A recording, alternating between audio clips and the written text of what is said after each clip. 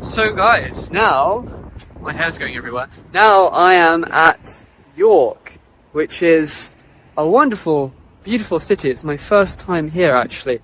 And what's so special about York in terms of the Arthurian legends? Well, I believe that York was the site of one of Arthur's battles in the Historia Brittonum.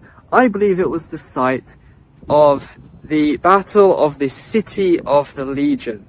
Now, why do I believe that? Well, I'm not the first person to suggest this by any means. Actually, the most common identifications for the City of the Legion are Chester and Caerleon in southeast Wales. Those are the two locations, the only two locations actually, in Britain, which are definitely recorded as having that name, or a name which translates to the City of the Legion.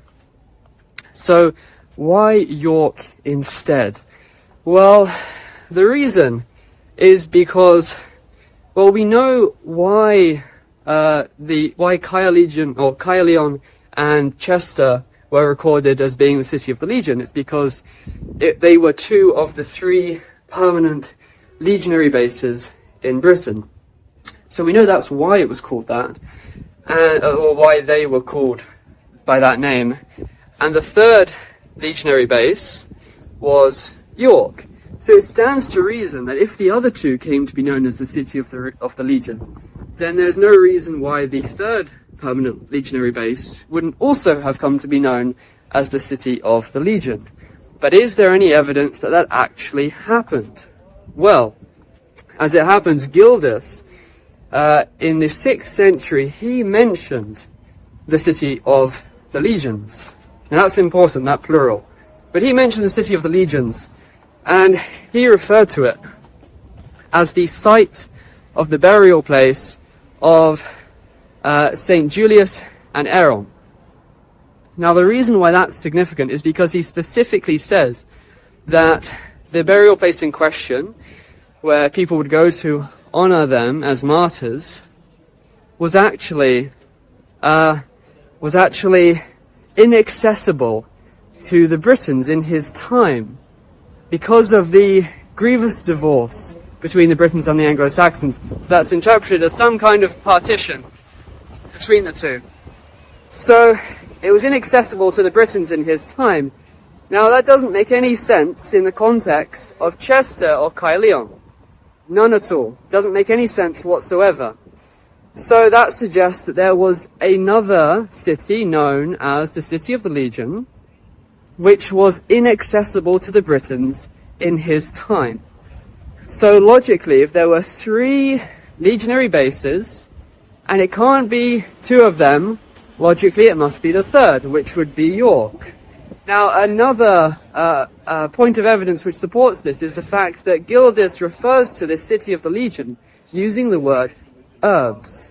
Now that was a word which specifically referred to a major city, not a minor city. Now it's true that in later medieval records this word was used more loosely. However, in Gildas' time, well, with his clearly very well-educated Latin, very specific Latin, he would have made the distinction, and he does demonstrate a distinction between these major cities and another type of city which he referred to as civitas. So he displays this awareness of the distinction between the two, and he specifically calls the City of the Legion the herbs of the legions. So that doesn't fit Chester, and it doesn't fit Caerleon, but it does fit York, which was actually one of the most major cities in Britain at that time. It was a colonia, so that was definitely an herbs. But Chester and Caerleon were not. The other point is that he calls it the City of the Legions, plural. Now, neither Chester nor Caerleon were associated with multiple legions, whereas York was associated with two legions, not just one. So all the evidence indicates, both from the specific words that Gildas used, as well as the reference to it being inaccessible to the Britons in his time, all the evidence indicates that that he was referring to York as the city of the legions, not Chester and not Caerleon. So, with that being the case, well, even if it was called that, why do I think York was the city of the legion mentioned in the Historia Brittonum and not Chester or Caerleon? Well, the reason is because there is actually a battle specifically referred to as taking place at York by Geoffrey of Monmouth in the Historia Regum Britanniae. He describes how Arthur engaged in a siege of this city during his career fighting the Saxons. And he refers, although the siege isn't a success, he's not able to take the city, he does engage in a successful battle against Saxon reinforcements who come towards the city. So, according to what Geoffrey of Monmouth wrote, which, admittedly is hundreds of years after the fact, but we have to work with what we've got, haven't we? So, according to what he wrote, Arthur engaged in a battle at York. So, where could that be in the battle list, if not the city of the legions? To me, it's such an obvious choice.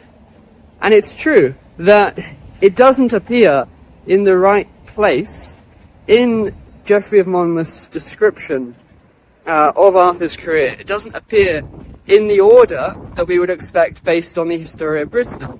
However, that doesn't mean that they can't be identified as the same battle, for the simple reason that there's good evidence that the battle list in the Historia Brittonum originally came from a Welsh poem.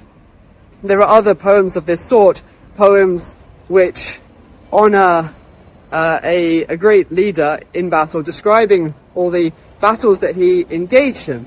And there's no indication that these were always presented in chronological order.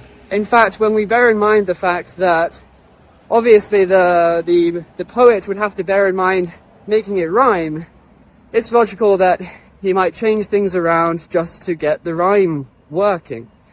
So, if that were the case if